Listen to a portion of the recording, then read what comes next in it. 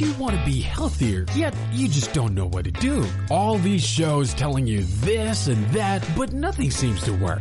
Well, listen close. Golden State Media Concepts has got something great for you. The Health and Wellness Podcast dedicated to workout trends, healthy eating habits, diet, and everything about healthy living. Join us in our banters as we help you not just live life to the fullest, but live it to the healthiest.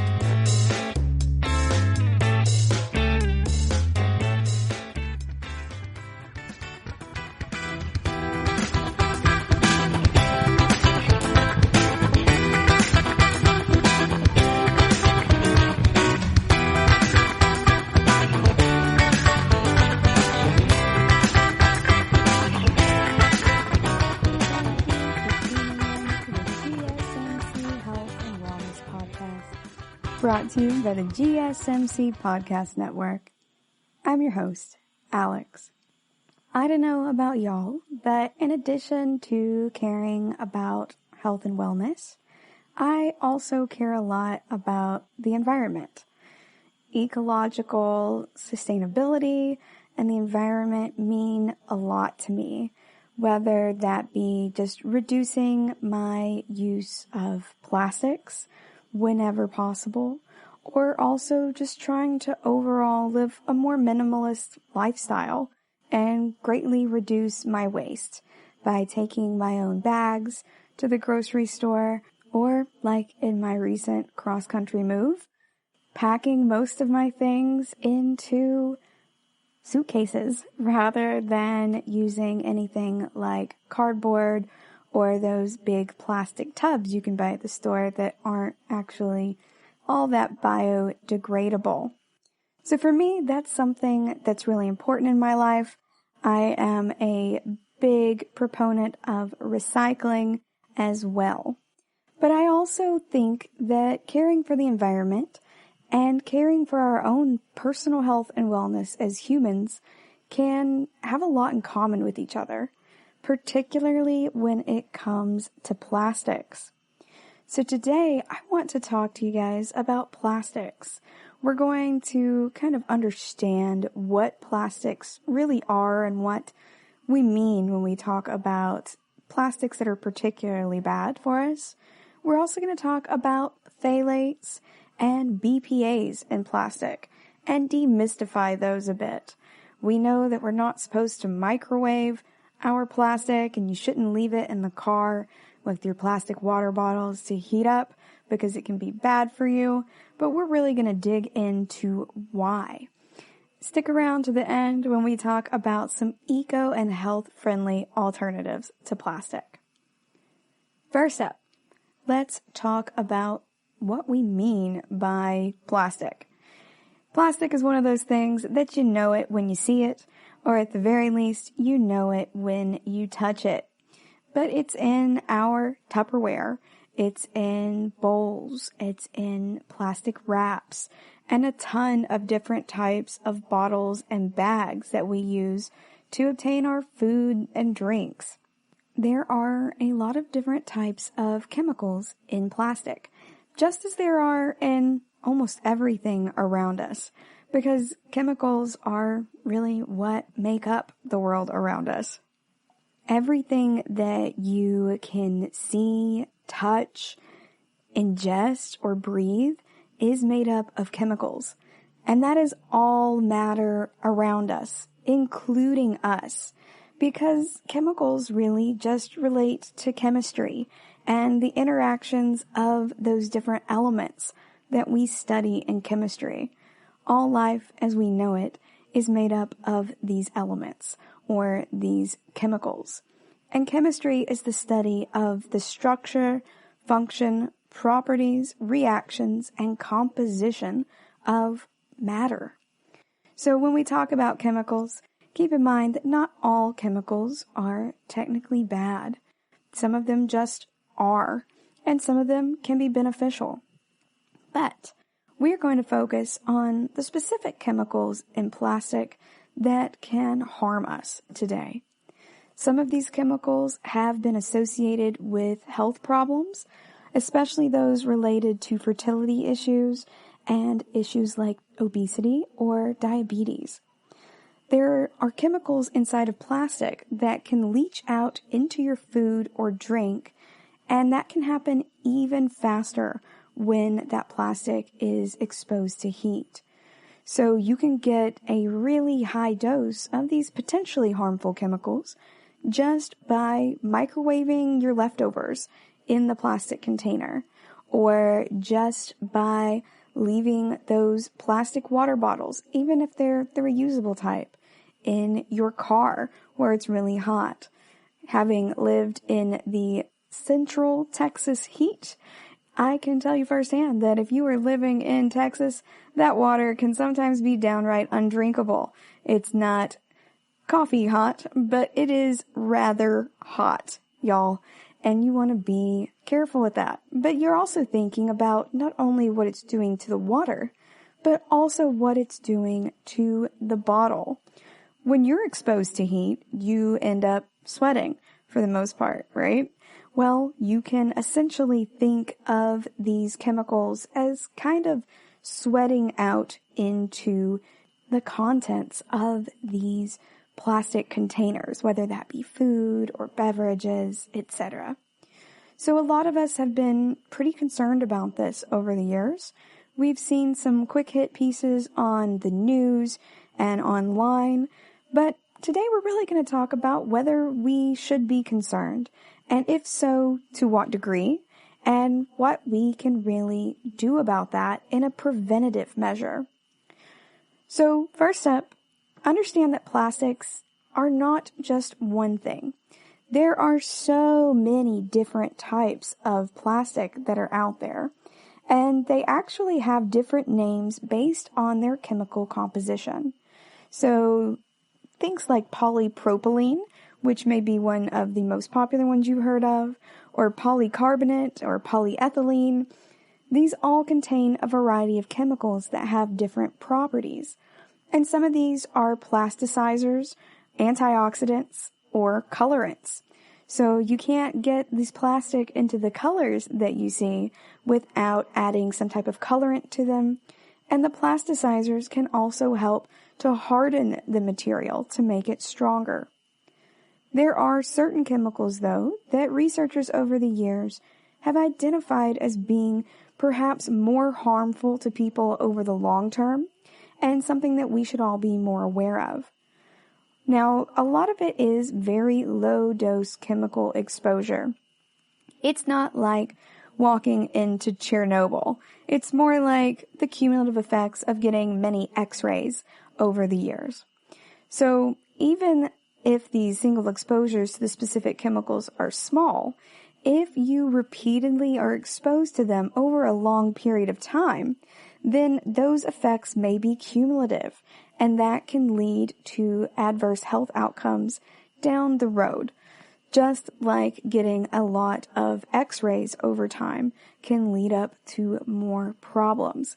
That's why if you're just getting one X-ray, then your doctor is going to have you put on the lead vest, if that is appropriate for the area in which you are being X-rayed, and then they're going to step out and around the corner typically.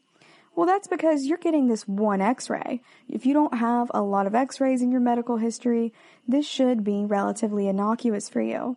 But as the doctor who is going in there and actively performing these X-rays for you and taking these X-rays, you may be one of 6 people that they have X-rayed just that day.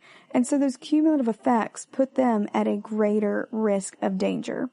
So the doctors aren't stepping around the corner because they don't care about your personal health and safety, but rather they have an understanding that the cumulative effects of things like X-rays and these chemicals in plastics can have deleterious effects over time. So it's really about the accumulation of them. We want to also keep in mind that we're often exposed to many chemicals simultaneously, and sometimes those chemicals can have adverse effects when they're added together. We know that that's true for medications that we take, but it's not necessarily true just for medications. It can also be true for anything else. Like sometimes certain medications can't be taken with grapefruit of all things, and we've discussed that before in previous episodes. But it can also just be different chemicals that are added together. And it can especially be problematic for pregnant women and the developing fetuses, because a lot of those chemicals can cross the placental barrier. So if it can go into the placenta or through the placenta to the fetus, then the fetus is exposed. And that exposure can cause a lot of difficulties in pregnancy and carrying a fetus to term, and also the health of the mother and the fetus in general. Two of the specific types of chemicals we're going to discuss today that seem to be the most troubling to many different researchers and just the layperson as well are going to be phthalates and bisphenol A, or BPA. These can both disrupt your endocrine system, which is why they can cause metabolic disorders. If you remember our discussion on the endocrine system when we talked about diabetes, these substances are really interfering with human hormones, and that is what causes a lot of the problems. So firstly, phthalates. Phthalates are known to toxicologists as something that can really harm the male reproductive system. But that group is also known to harm the female reproductive system. Phthalates are referred to as plasticizers, and they make certain types of plastics soft and flexible, like the vinyl in your floors, or in baby toys, or in food processing equipment and materials. Some of them are even in medical devices or building products. It varies widely. In 2003 to 2004, the CDC and the National Health and Nutrition Examination Survey, NHANES for short, found that exposure to phthalates was fairly widespread in the U.S. Adult women tended to have higher exposure than men, and they think that that's because a lot of phthalates are found in cosmetics, as well as personal care products like shampoo, body washes, and soaps.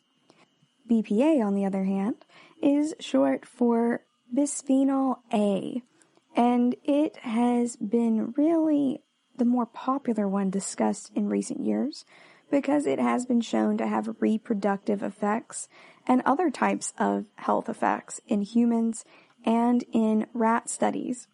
So it is often used to help make a type of hard plastic called polycarbonate. So you find it in products like DVDs. Fortunately, I don't think that most of us are licking our DVDs, although I also grew up in the 90s and early 2000s, and back then, if your CDs were scratched and having trouble, sometimes we would lick them. Maybe that was just people where I am from, but I suspect a lot of you guys have also licked CDs in your time growing up. But it is really a component of epoxy resins. And we use epoxy resins for a ton of different things, like lining the inside of food storage containers. There has been a lot of controversy about how harmful BPA might be, and they do think that there is widespread general exposure to the chemical, though. In that same 2003 to 2004 CDC and NHANES report, they found that about 93% of people in the U.S. who were 6 years old or older had that chemical in their urine. Now, these two chemicals get the most attention, but there are some others that may be related to health problems, and that includes processing aids, antioxidants, and colorants. But those are discussions for a different time. We're going to go on a quick break, and when we come back, we are going to dive into phthalates and talk about how harmful these truly are and what the experts have to say about them. Stay tuned.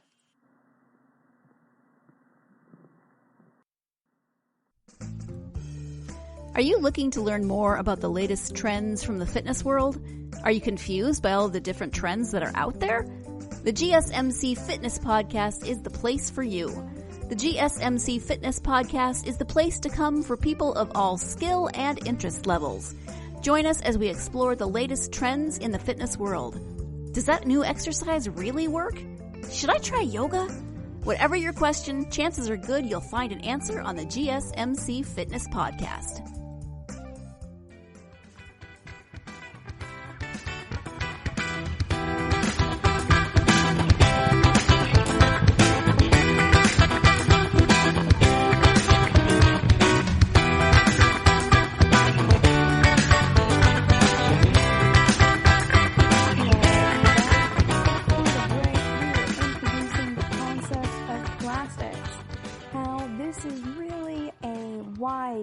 Spectrum of products that have a ton of different chemicals involved in their production. Everything from chemicals to add color, to create a more hardened shell for the plastic, or just to coat the interior of food containers.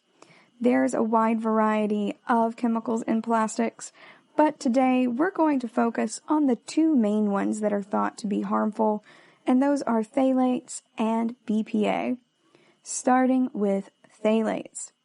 So the FDA and the CDC have both been studying phthalates over the years, and these are used in cosmetics as well as in a lot of different substances meant to hold food containers.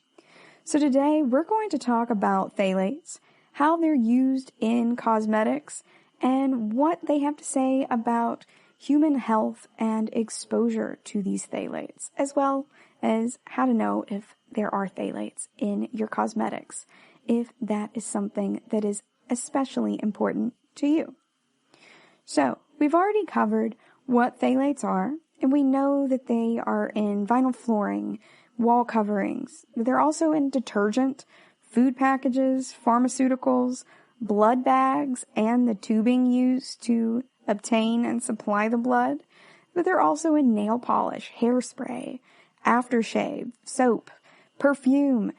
So phthalates aren't just in plastic, but it's important that we understand precisely what they are as we are having this discussion, so that we aren't just perhaps nixing plastics, but also taking into careful consideration what all may be at risk of harming us.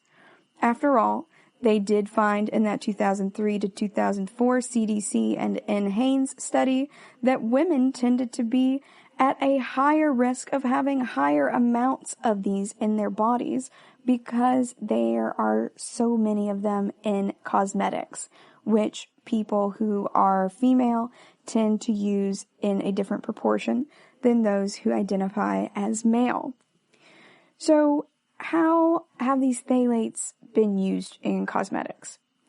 Well, a lot of the ones used in cosmetic products are called DBP, dibutyl phthalate, and that's used as a plasticizer in products like nail polishes. Plasticizers help to make things harder and stronger. In the case of nail polish, it can reduce the risk of your nail polish cracking by making the material less brittle. You can also see dimethyl phthalate, or DMP, and that's used in hairsprays to help your hair not be stiff, really, and it to have more of a flexible hold on your hair. And then diethyl phthalate, or DEP, and that is used as a solvent and a fixative in perfumes or any type of fragrance, really.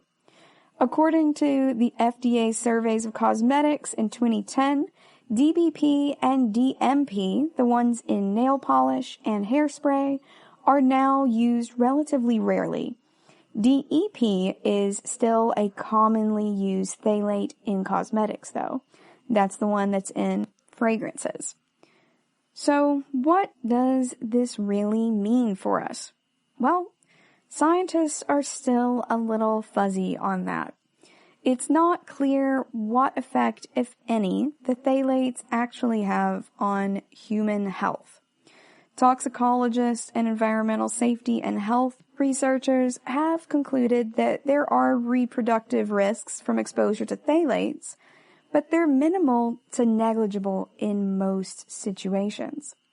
In 2001, the CDC released a report about human exposure to environmental chemicals, and that report described a survey of a small sample of the U.S. population for the environmental chemicals found in their urine. So they looked at several different groups of chemicals in that study, and one of them was phthalates. But remember, we don't ever want to conflate correlation with causation. You don't want to just make an association between the presence of that chemical and disease, but we do want to learn about the extent of our exposure to these industrial chemicals. After all, humans also have a ton of water in our urine, and just because our urine is largely made of H2O does not mean that H2O is causing disease if someone has a UTI or if someone is getting sick. So we want to make sure that since we understand that chemicals are present in everything around us, that we keep in mind that there are good, bad, and neutral chemicals, and we take a good hardline stance with science to explore correlation and causation, even as we are looking at this extent of our exposure to the chemicals. In 2002, the CIR, the Cosmetic Ingredient Review Expert Panel, also affirmed its original conclusion that DBP, DMP, and DEP were safe as used in cosmetic products. The CIR is a group that is formed of scientists who look through these different components of these cosmetics to see if they are safe or not. And they publish it in the International Journal of Toxicology. So that is a peer-reviewed journal, and these are scientists taking a look at this. However, this information is rather dated.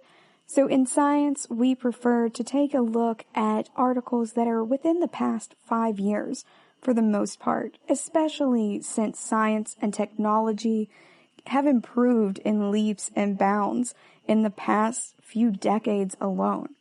So I wanted to take a look at this and check out what it really means from something in the last 5 years. So I pulled up an article from 2018 that's actually a book chapter from the Analysis of Cosmetic Products by Karthikraj and Cannon. The chapter is called Human Biomonitoring of Select Ingredients in Cosmetics, and it's chapter 15 of that book.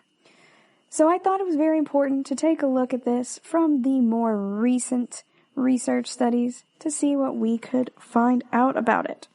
So in this book chapter, the authors go over the different ways that biomonitoring of the chemicals in our bodies can be acquired.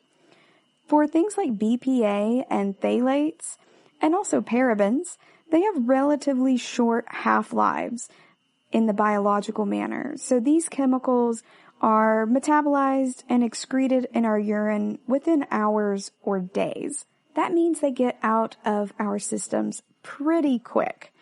And therefore, urine is a really good way to monitor them. You can also try to look at other types of chemicals in our bodies that tend to accumulate in our fatty tissues, but getting fatty tissues collected can be kind of invasive, as one can imagine, but getting urine is a pretty non-invasive technique. So it's a lot easier to study these phthalates and BPA. Phthalates, in particular, are synthetic organic chemicals that are used in a ton of different industries, as we discussed earlier, and they're everywhere in our environment, so that can make them really easy to be produced at high volumes. We also know that they are used a ton in self-care products and just overall health products. So, what does this mean for us? Well, these additives are often used to increase the flexibility, the transparency of your bottles or your Tupperware, the durability, and the longevity of them. So think about the different types of Tupperware or plastic containers you may have in your home.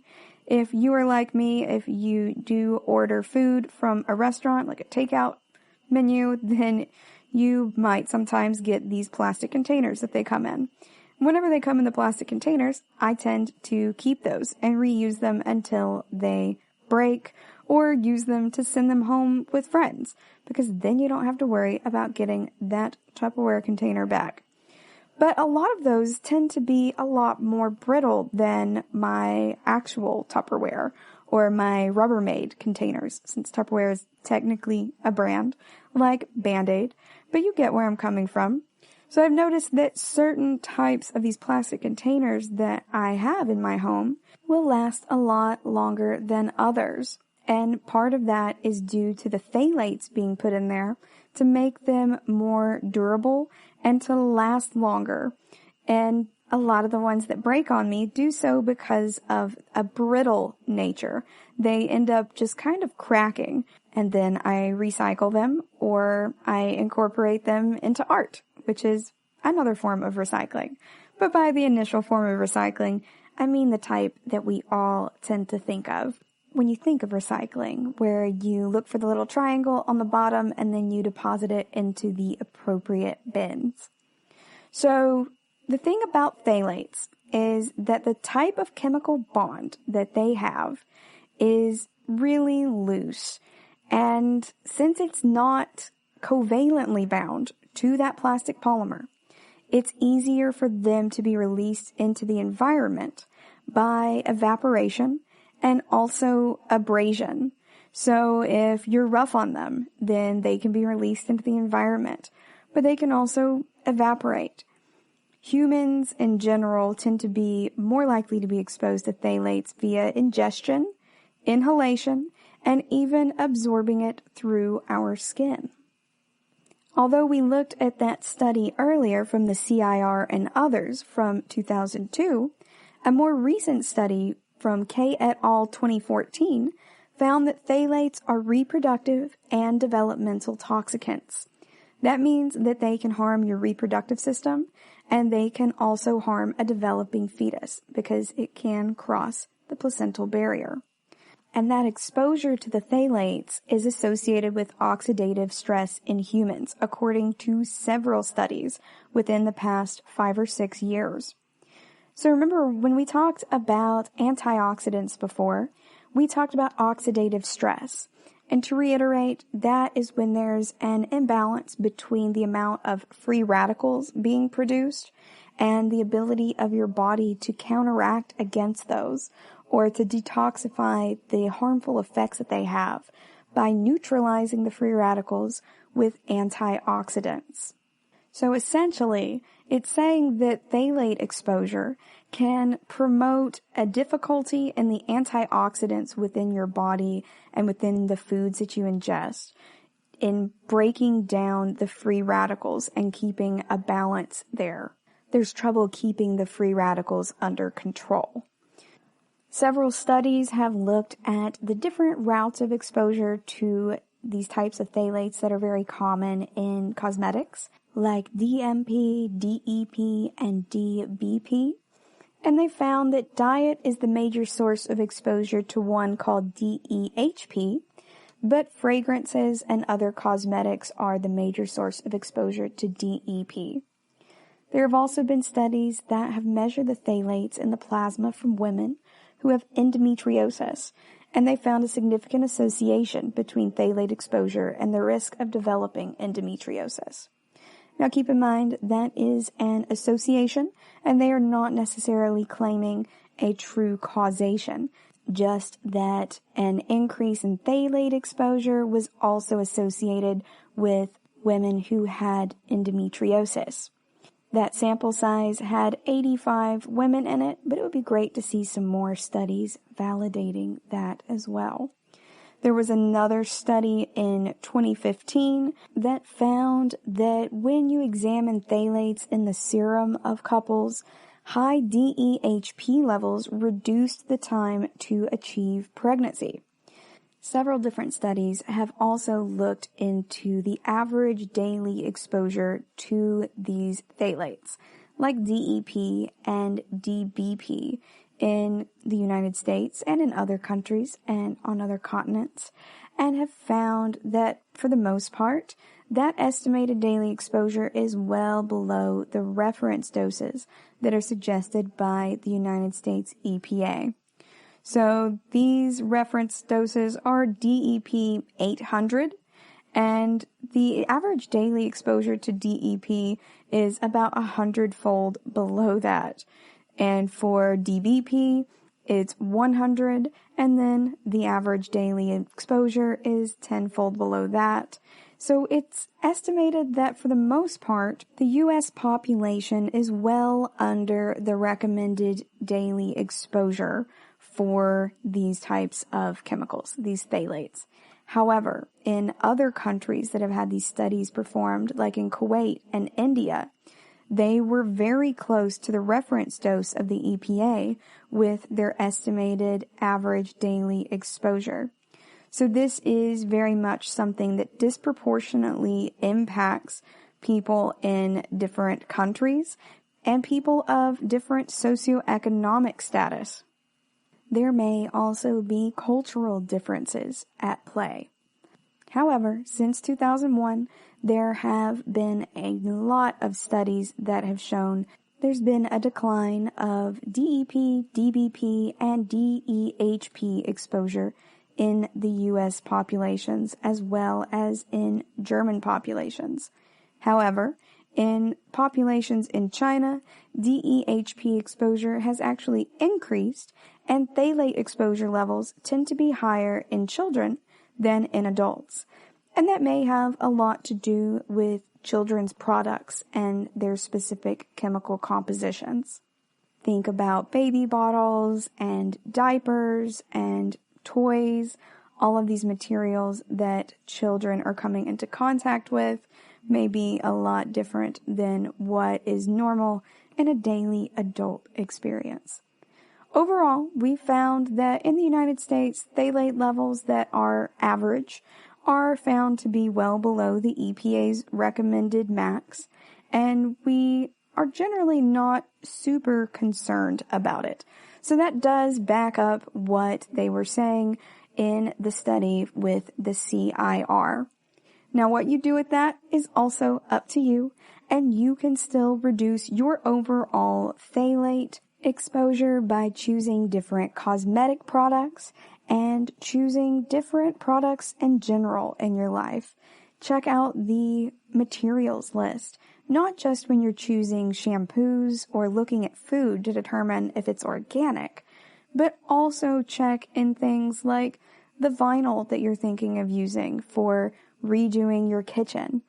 Look into anything that is plastic in nature, but also anything that might need to be hardened or to be made more durable or long-lasting. If it says very durable or long-lasting in the advertising, that might be a good cue for you to check out the phthalate levels in those products. All right, we're going to go on a quick break, and when we come back, we're going to talk about BPA. Stay tuned.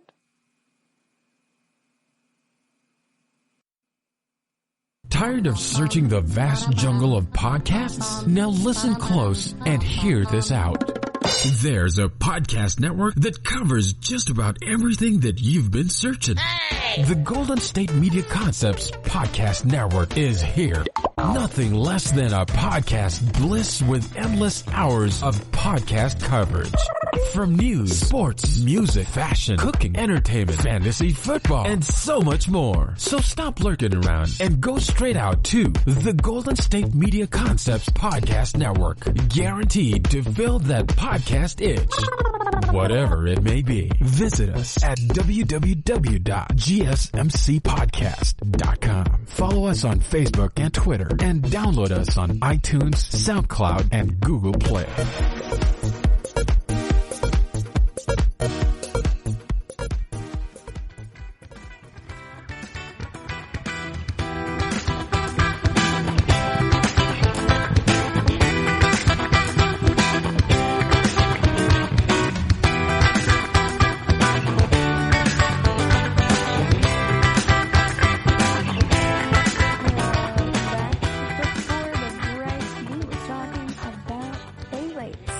where they may be found, who is at a greater risk of coming into contact with them, and what the EPA, FDA, and CDC ultimately have to say about them.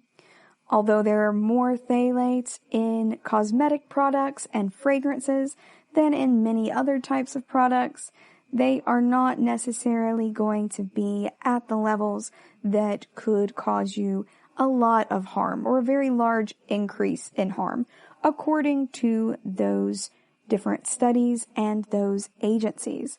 However, if you personally are wanting to decrease your exposure to them, by all means, check out the products. Y'all know I'm a big fan of reading labels, no matter what they are for. Knowledge is valuable. Now we're going to talk about BPA. So that bisphenol A, chemical that's added to a lot of commercial products, including the interiors of food containers and also hygiene products.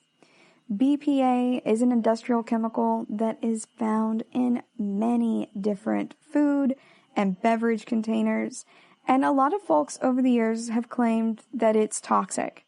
So I want to know precisely how toxic it is.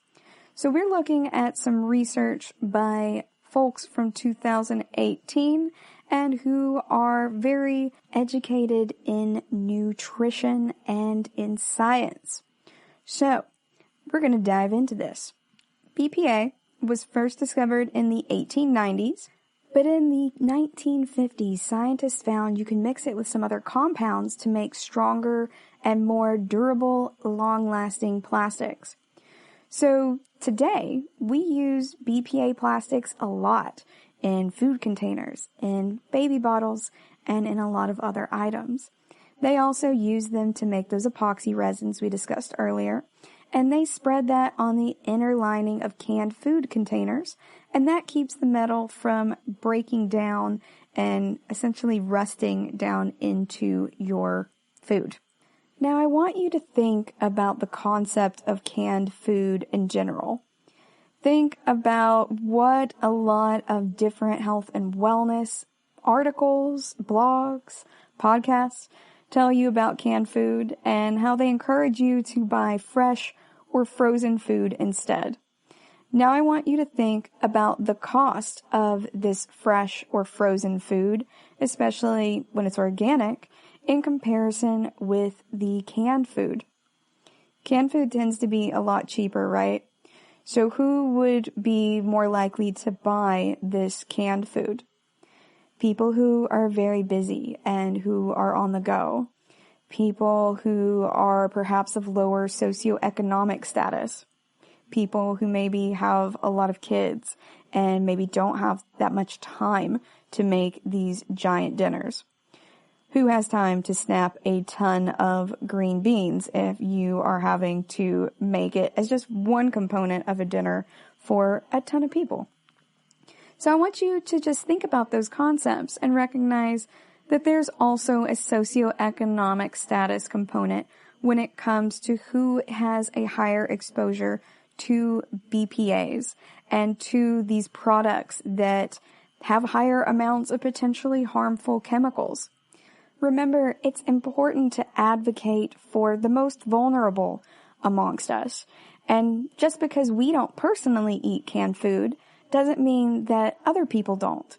For many folks, whether or not you eat canned food or fresh or frozen food isn't really a choice.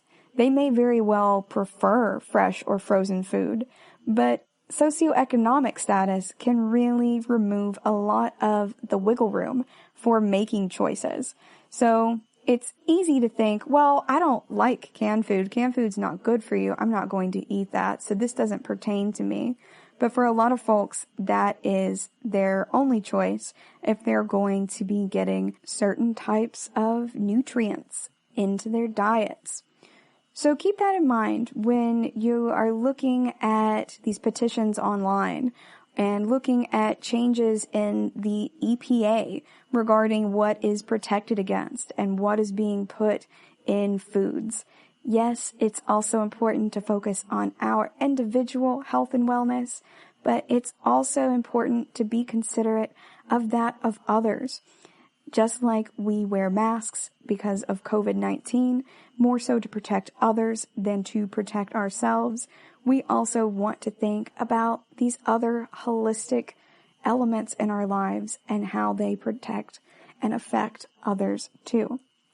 There was actually an article that came out this week that showed that there were 2 hairdressers in, I want to say, Missouri.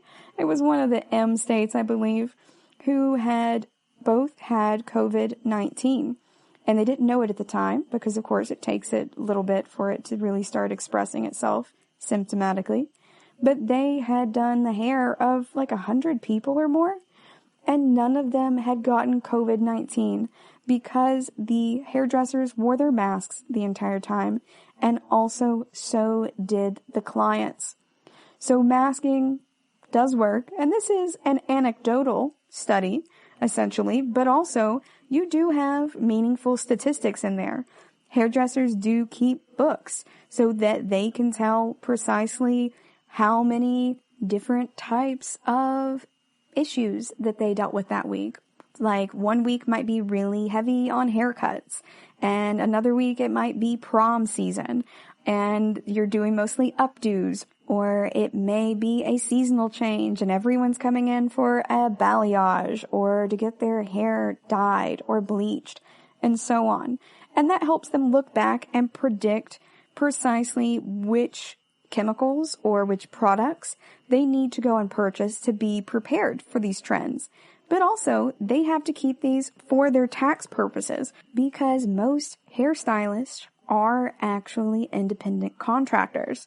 2 of my best friends own their own salon together, and I have seen their books firsthand. You also have to go through and schedule it out. So they have really solid records, and although they did not mean for this to be used for a scientific study of COVID-19, this means it was really easy for them to perform contact tracing, and it was also really valuable as a scientific study because the data was all there, even if it was collected for totally different purposes. Now, I think that that's really cool, and that's more of a side note, but I just want you guys to think about these issues not just in chemical or biological terms, but also in financial and socioeconomic ones. Remember that everything is holistic. Everything is interrelated, not just health and wellness. So now we're going to dig in a little bit into what products contain BPA. We've already discussed canned foods and items that are packaged in plastic containers, especially those related to food, but they're also in toiletries, feminine hygiene products, thermal printer receipts, CDs and DVDs, household electronics. They're in your eyeglass lenses, sports equipment, and dental filling sealants. That is a wide range of products. And it's worth pointing out that a lot of BPA-free products have replaced BPA with bisphenol S, BPS, or bisphenol F, instead of bisphenol A, BPA. But even small concentrations of bisphenol S and bisphenol F may disrupt the function of your cells very similarly to the way that BPA does it. So BPA-free bottles might not be the entire solution. It's important to still read about those products because BPA-free doesn't mean that it's safe from the effects that were caused by BPA, since BPS and BPF can do the exact same thing. Instead, that's more of a marketing ploy. And those kind of things tend to really grind my gears because it's marketing assuming that most people aren't going to look far enough into this to tell what's going on actually with the products that they're using. They are preying on people by just trying to allay their fears, in my opinion, without actually trying to prevent any of the actual health issues that are really valid concerns, according to a lot of healthcare researchers, and nutritionists. So watch out for that. A lot of it is just marketing. Plastic items that are labeled with the recycling numbers 3 and 7 or the letters PC likely contain BPA, BPS, or BPF. So if it has those numbers or letters on the bottom in the recycling area and it says BPA free, you might want to still Google that product and see if it has BPS or BPF in them, just in case. They're still required to label it with these things, but a lot of marketing is banking on the fact that most of us lay people don't really know more about this and that we don't understand the differences. So I'm going to point that out whenever I see it and do my best to spread the word. I encourage you to do so as well. We've got to all look out for each other. Let's talk about how BPA gets into your body, though. The main way it does it is through your diet, just like DEHP. And very similar to the phthalates, when BPA containers are made, you aren't getting all of the BPA sealed into the product. So it's able to also bounce around and break free, just like the phthalates can due to abrasion. And it can mix with the contents of the container once food or fluids are added. In a recent study, they found that BPA levels in urine decreased by 66% following 3 days during which participants did not eat packaged foods. So for that matter, if you are trying to avoid packaged foods and you are socioeconomically able to do so, then you may decrease your BPA levels by 66% or more. This is just for those following 3 days. Another study had people eat 1 serving of either fresh or canned soup each day for 5 days. The urine levels of BPA were 1,221% higher in the folks who ate the canned soup than those who ate the fresh soup. That is astronomically huge, you guys. That is 1,000%. It's over 1,000%. On top of that, the World Health Organization has also reported that BPA levels in breastfed babies were up to 8 times lower than those who were fed liquid formula from BPA-containing bottles. Think about that. Think about who is more likely to use these BPA-containing bottles, who is more likely to use plastic bottles. And I also want to point out that a lot of my friends over the past couple of years who have had babies have also been asking for these mason jar bottles instead. And they are super cute. I am from the South, and so are many of my friends. And we grew up drinking out of mason jars. You just drink water, your soda, whatever, out of the mason jars when they're not in use during canning season. However, even storing foods or drinks or milk or even baby formula in these glass jars does not necessarily mean that you are protected from BPA. Because while glass does not have BPA in it, there often is BPA used on the liners of those metal jar lids to make sure that the metal does not corrode and break down into your food or milk or beverage or baby formula. So keep that in mind too. Think about what the nipples of these bottles are made out of when you're screwing them on, what the lids are made out of. Understand that just picking glass for the bottle itself is not enough, because the top of those metal lids are just like the inside of a can, and that means it has a BPA coating. There is some disagreement about how harmful BPA is. A lot of researchers have said that BPA mimics the structure and function, that anatomy and physiology, of the hormone estrogen, and that because it is shaped a lot like estrogen, it can bind to estrogen receptors and influence your bodily processes. So we talked earlier about how it can act as a hormone, and it can impact your growth, your cell repair, fetal development, reproduction, and perhaps even your energy levels. They've also found that it can interact with other hormone receptors, like those for your thyroid, and alter its function. Your body is also sensitive to changes in hormone levels.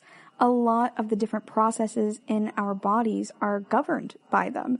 Hormones act almost as little switches and helping to guide our bodies to do the things that they need to do to maintain homeostasis and health and wellness. So if BPA really can mimic this estrogen, it could strongly impact your health. And a lot of folks have wondered that given these studies we just discussed, whether we should ban BPA altogether. Its use is restricted in the EU, China, Malaysia, and Canada, especially for babies and small children, so those who are still developing. And some U.S. states have also done this, but we don't have any federal regulations regarding that. In 2014, the FDA released its report on it and found that BPA is most likely safe at the levels that are currently allowed. But research in rats has shown negative effects of BPA at much lower levels, as little as 4.5 micrograms per pound per day. So that is almost a sixth of that, somewhere between a fifth and a sixth.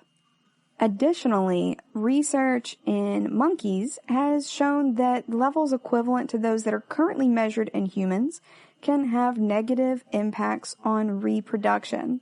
Additionally, and very interestingly to me, a review of these different studies found that all of the studies that were industry funded, so funded by plastics, think of them as big plastics, perhaps, like Big Pharma, found that there were no effects of BPA exposure. On the other hand, 92% of the studies that were not funded by the big plastics industry found significant negative results. So there seems to be a strong likelihood of a conflict of interest here, and that's why it's important to read thoroughly through all of the articles. BPA may really impact your fertility negatively, and that can be via the traditional route or by undergoing in vitro. And they found that in couples undergoing in vitro, men with the highest BPA levels were 30 to 46% more likely to produce lower quality embryos. Some of my friends have undergone these processes, and they grade your embryos like eggs, essentially. So you have like grade A embryos, and that's what it means in talking about lower quality. They're talking about like the embryo viability and so on.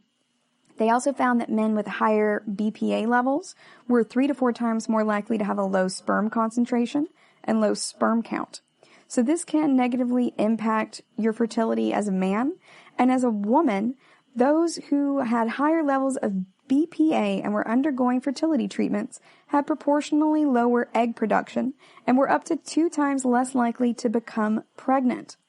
It can also impact babies and produce lower birth rates. Children who were born to parents who have been exposed to BPA also tended to have a shorter distance from their anus to the genitalia, and that can also point to BPA's hormonal effects during development, according to these studies. So the perianal area, as we have discussed in our previous episode on perianal health, is a lot shorter. The perineum is shorter because of these BPA hormonal effects. Additionally, children who had mothers with higher BPA levels tended to be more hyperactive, anxious, and depressed, and they also showed 1.5 times more emotional reactivity and 1.1 times more aggressiveness. They also think that early exposure to BPA in life can influence prostate and breast tissue development in ways that can result in an increased risk of cancer. There are a ton of animal studies that support this, but we need to see some more human studies to draw more substantive conclusions. But again, I want you to think about groups in the human studies who may be more likely to be exposed to these processed foods, to canned foods, to plastic baby bottles, things like that. And consider that this can affect you on an emotional and a mental level too. It's not just about the physiology of impacting your fertility or your birth weight or your cancer risk on that physiological and biological level, but BPA can impact your emotional reactivity and your levels of aggression as well as your mental health. Remember, it's all holistic. We're going to go on another break, and when we come back, we're going to talk about some ecological and health-friendly alternatives to plastics. Stay tuned.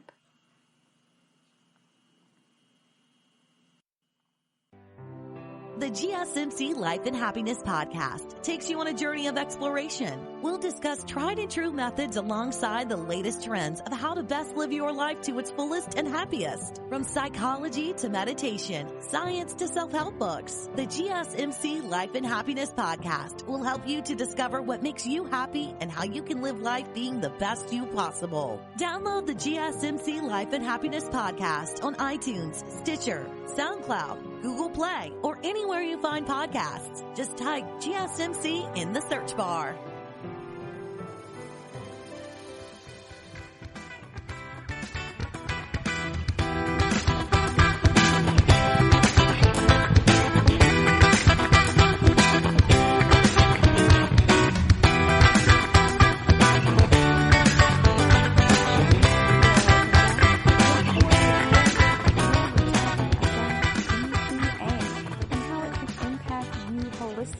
Via physiological, mental, and emotional components of our lives. So now that we have done deep dives into BPA and into phthalates, let's talk about some alternatives. We don't want to just discuss problems, right? We also want to talk about the solutions. So again, if you're like me, you may also care about the use of plastics on an environmental level. And as I've said before, I am a huge proponent of both recycling and also in protecting and considering how the world around us, whether that be sociopolitics or the environment, can impact the most vulnerable amongst us. And I also think a lot about how easy it is for people to dismiss the most vulnerable, those who don't have a voice. And we see that in socio-political movements right now and socio-cultural movements like Black Lives Matter. And I think that it also applies to folks who are in other areas of otherness, as it's referred to in intersectionality. And that may be socioeconomic status, which is one of my big focuses that we talked about today. But it can also be those who don't have much of a voice in perhaps the literal sense. So a lot of people care about animal rights because they can't speak up for themselves, or they care about the rights of people who are in nursing homes because many of them don't really have a voice or a platform to advocate for themselves. I think that similarly, this also applies to the environment. We do a lot of things to the environment because the environment cannot speak for itself. Indeed, that is the entire point of the Lorax. He appointed himself to speak for the trees because they did not really have a voice. And it's like the Ents in The Lord of the Rings, where they said that they were on no one's side because no one was on their side. No one was helping to advocate for them, so why should they choose a side? Granted, the earth is not necessarily sapient like the Ents are in Lord of the Rings, but I do think that it is also very important to view it as being kind of a vulnerable entity because it has no voice. It can only speak to us through long-term changes in our environment like climate change. And a lot of times folks who speak softly or slowly aren't heard at all. And I think that that is very similar to what we see with climate change and the environment.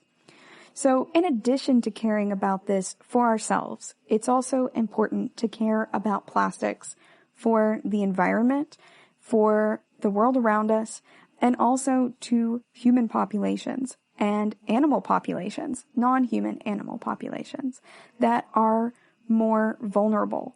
We care about the plastics because of how they impact sea turtles and the fish and marine life, but also how they impact the lives of the socioeconomically vulnerable around us and the environment in general in being biodegradable. So now let's talk about some ways we can go plastic free, or at least just start reducing our risk of BPA and phthalate exposure and the use of plastics in general. Remember, we're not here to make perfect choices, but we are trying to make better choices. And just like phthalates and BPA can accumulate in your body to cause deleterious effects, choosing to make these good choices can accumulate. These better choices can accumulate and really result in better lives for ourselves and those around us. So, plastic has honestly taken over many of our lives. If I look around the room that I'm in right now, there's a lot of plastic. And generally, when I go to the store and they try to give me a bag for my beer or whatever, then I go ahead and decline. But I was recently on a road trip, and when I declined it, the lady at the counter was like, well, you're on the road for 3 days. You might need this for trash, etc. And so I accepted it. I had also forgotten to pack my laundry bag separately, my actual mesh cloth one. And so while I was at a hotel, I put my dirty laundry into one of those plastic bags that were in the trash can and took that with me. So I want to make it clear that I am not preaching at everyone. We are all on our own paths and we are all in this together. However, once I got to this destination, I went ahead and pulled out that laundry bag, and I have since been storing my laundry in there. I have pulled out the things that I think I'm going to need in this next leg of my journey and made sure that I don't have to rely on those the next time. It's just learning from our mistakes. And if you can learn from others' mistakes, even better. Eco-friendly products can be a little bit expensive, but they also tend to be more sustainable. So think about getting those hydro flasks, but it doesn't have to be the Hydro Flask brand. You can also just use any type of metal cup or a glass container at that. There are tons of alternatives. You also may be picking other products that have elements that are not biodegradable. So you have to weigh that too. The durability and longevity of this metal cup or this glass container versus its biodegradability and how long it would take for it to biodegrade and its impact on the environment versus using tons of plastic cups over time. One of my favorite replacements for plastic is bamboo. So while plastic toothbrushes take about 400 years to decompose, literally 4 centuries to decompose, you can use bamboo instead, and they last for the same duration, roughly, that's recommended for plastic toothbrushes, which is about 3 to 4 months. So if you didn't know that, you should be replacing your plastic toothbrush every 3 to 4 months, according to doctors, and if socioeconomically viable. And you can instead use bamboo ones if you are able to. Then you're also not getting any of that plastic chemical released when you are getting rid of those. You can also burn your bamboo toothbrushes in most cases, depending on what they have been coated with. So pay attention to that too. The bristles are usually made of nylon in a lot of toothbrushes, and those are not 100% biodegradable. So check out precisely what each of the components are made of. You can use stainless steel and glass water bottles too. So I have both.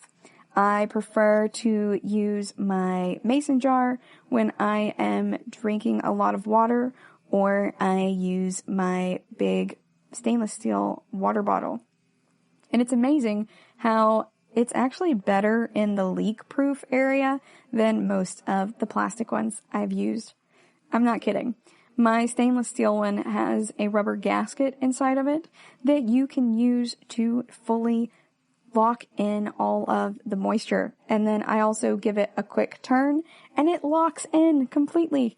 So I highly recommend it. A good friend gave that to me and I have been using it ever since. That is my gym or hiking water bottle. Both of those containers are awesome and I love them, whether you choose glass or stainless steel as your replacement. You can similarly get these eco-friendly coffee tumblers. So you could have one giant tumbler of coffee. So if you love a lot of coffee all at once, you go ahead and get you a giant tumbler instead of those tiny, small cups for coffee. If you have a coffee area in your break room at work, I encourage bringing your own mug. When I used to work as a manager in an office, I bought all of my employees mugs because they also cared a lot about the environment. And I carefully selected them out as gifts based on their personalities. And they absolutely loved them. They were silly mugs and they had a huge laugh over what these looked like. But they were also very relieved and were very vocal about it when it came to not having to use styrofoam or paper or plastic cups anymore, and not having to use a lid or a silicone sleeve for it. A lot of them, I also got them little knitted coffee sweaters for them, so you can button them onto your mug. And the yarn is biodegradable, so are the little wooden buttons, and it was a net win for everyone. It's also just keeping a ton of material out of landfills. It lowers company costs. So as a manager, it's an all-around win. It's a very small one-time investment for something super easy. And if the mug breaks, it's okay. You can buy another one. 2 mugs because one broke is going to be a lot better than hundreds of plastic or styrofoam cups just tossed into the trash. And then bonus, your little fingers do not get burnt. You can also use cloth pads or menstrual cups. So this is one that I am trying to work my way up to be honest, you guys. The concept of the Diva Cup I like in general, but it also weirds me out thinking about my heavy flow days and how I would be having to potentially be removing this thing in the bathroom at a movie theater or somewhere else in public and walking out of there like a scene from The Shining. Now I know I am being hyperbolic and it's kind of silly since most ovary havers / uterus havers do menstruate at certain points of their lives. We all are made of meat. We are meat sacks around a bone frame that's guided by like a lump of fat up in our skulls. And that meat sack is also full of blood. It's something that we all have. But at the same time, I'm not super eager to walk out of a stall with a lot of it on my hands, if that makes sense. If you are already using a Diva Cup and you have personal experience regarding how to maintain cleanliness in this aspect, please do hit me up on Facebook, Twitter, or Instagram. I would love to hear from you on that by going to the GSMC Health and Wellness account on any of those platforms. Maybe I will just start carrying around alcohol wipes. That might work, perhaps. Or perhaps I'm just thinking this is far messier than it truly is. But there's also other alternatives beyond the Diva Cup. You can also use cloth pads. There's also specific types of underwear that are made for when you're on your period, and that can be super helpful. And it can be a good alternative to tampons. Tampons tend to be made of cotton and rayon, and that rayon isn't really biodegradable. And they're also typically wrapped in plastic, and oftentimes people try to flush even the wrappers. Please don't do this. Put it into the little trash can next to you. But reusable cloth and menstrual cups can be really helpful. And a lot of folks say that the Diva Cups make their periods more bearable. I imagine that the silicone might be a lot more comfortable too. Diva Cups do say that they are BPA and phthalate free, as well as being hypoallergenic, free of silicone and latex, but I was not able to find information as to whether it had BPS or BPF in it. It is made of health grade silicone though, so we'll see, because we do know from our research this week that a lot of medical devices, including blood bags and the tubing that's associated with them, do tend to have some of these chemicals in them. So I'm not entirely sure if that means it's totally free. It does mean it's BPA free, but we need to do some further research about whether there's BPS or BPF in there. As always, if you guys have knowledge to that effect that you would love to share with me, please do hit me up on social media. In addition to hygiene products, you can also get cloth diapers. Make sure that you think about the amount of water you be using to clean the diapers, because wasting water is also an issue when it comes to the environmental concern. On the other hand, it's estimated that a disposable diaper takes 250 to 500 years to decompose. A cloth glove only takes about 3 months. So there's a big difference between these, especially since cloth diapers are highly reusable. So I did say cloth glove, not diaper, because when I performed that research, that was the closest related object that I could find. But that's a huge difference. Even if there's a lot more fabric in a cloth diaper than in a cloth glove, it's still going to be far less than the 250 to 500 years it takes for a single disposable diaper to biodegrade. So keep that in mind when you're checking those things out. Also, no BPA or phthalates there in that cloth.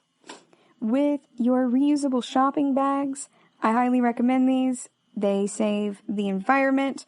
They make sure that you don't have a ton of these dang old plastic bags stuck underneath your kitchen sink or in the space between your refrigerator and your wall or in your pantry, wherever you personally keep plastic bags.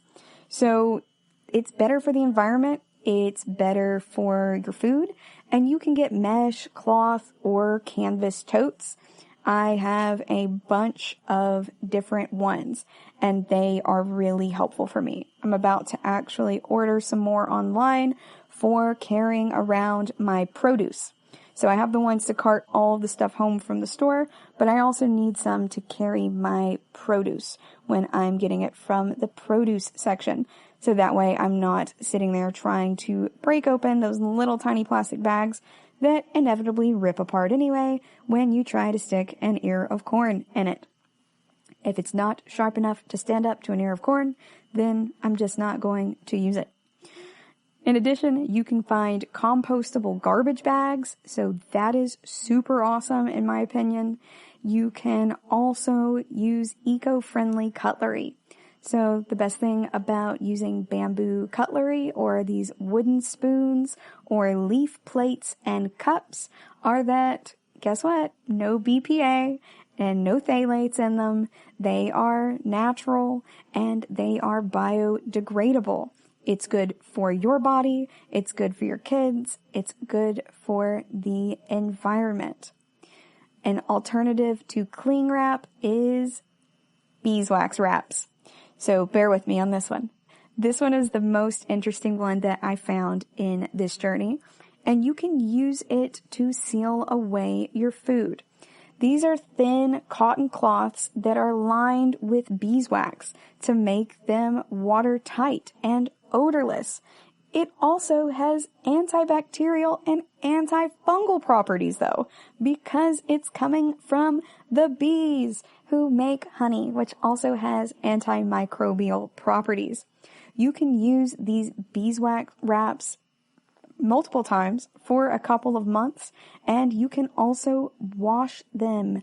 Just make sure that you don't cover hot foods with them or put them in the dryer because the beeswax can melt. And that's bad news bears.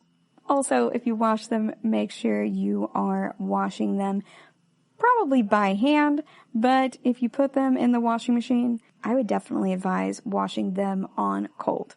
Now, I have not purchased any of these for myself yet, as I have just stumbled across them, but if you get to them before I do, let me know how washing them works out. I don't know if you can actually put them in the washing machine. It just says that they can be washed. I'm not sure exactly where the boundaries for that lie. But remember, since it can melt with heat, that it may also melt with hot water. So be careful. If you are looking to make that transition from plastic to eco-friendly or health-friendly products, don't beat yourself up if it doesn't happen overnight. It's unlikely to happen overnight, and that's okay. It's a transformative process. You're looking at making better choices, not perfect choices, and you're looking at making consistent choices, not overnight choices. It's okay to start with swapping out your water bottle for a stainless steel or glass one instead of that plastic one. You can work your way up to these different types of utensils and getting rid of more of the plastic in your life, and then moving forward to checking out your ballot when it comes time to vote in any local or national election to make sure that the folks that you are electing do care about the environment. I know that reading about the people running for your railroad commission might not seem that interesting, but they actually have a really big impact on the environment. They're not just in charge of the railroad, and if you read into it, you might be very surprised at what all falls under the purview of these different offices. It's very important to check out the beliefs and the values of who are making these laws and also who's going to be in charge of these things that make a big impact on us, whether they be related to the EPA and the FDA and the CDC, and deciding what goes into our foods, what constitutes safe levels of these chemicals and products, and writing letters to your senators and congressmen about it. When it comes time for Senate confirmation hearings for different cabinet members, and when it comes time for the appointment of different individuals at any level of government, really. Remember, just like we all have to start somewhere for changing our lives and our health and wellness, all politicians have to start somewhere in climbing that ladder. And by paying attention to all of these issues holistically, we can make true, lasting change, not just in our own lives, but in the world. Thank you for listening to the GSMC Health and Wellness Podcast, brought to you by the GSMC Podcast Network. I'd like to ask that you please subscribe to the show and writing a nice review always really helps us. Also, if you could please follow us on Facebook, Twitter, and Instagram, I'd appreciate it. Thank you kindly, and have a good night. You've been listening to the Golden State Media Concepts Health and Wellness Podcast, part of the Golden State Media Concepts Podcast Network. You can find this show and others like it at www.gsmcpodcast.com. Download our podcast on iTunes, Stitcher, SoundCloud, and Google Play. Just type in GSMC to find all the shows from the Golden State Media Concepts Podcast Network, from movies to music, from sports to entertainment, and even weird news. You can also follow us on Twitter and on Facebook. Thank you, and we hope you have enjoyed today's program.